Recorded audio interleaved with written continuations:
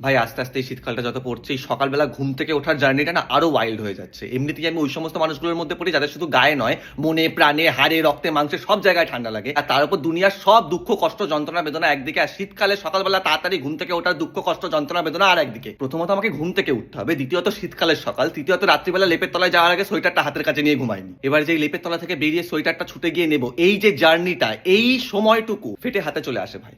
এবার ভাবো ওই মুহূর্তে, ওই ক্ষণে, ওই পলকে, ওই লগ্নে তোমার পেটের জমিতে প্রেসার চলে এলো। এভাবে বাঁচা যায়? এভাবে একটা মানুষ বাঁচতে পারে? আমার বুকের ভেতরের পিঞ্জরাগুলোতে খনখন খনখন ঠন ঠন ঠন আওয়াজ হয় ভাই ঠান্ডায় কাঁপুনিতে। তারপর এত স্ট্রাগল করার পর আমি যদি ঘুম থেকে উঠেও যাই, তাও আমি ভাবি যে যেই কাজটার জন্য আমি তাড়াতাড়ি এত উঠেছি, সেই কাজটা কি 5 মিনিট লেটে করা যেতে পারে? সেই কাজটাকে আমার জন্য 5 মিনিট ওয়েট করতে পারে?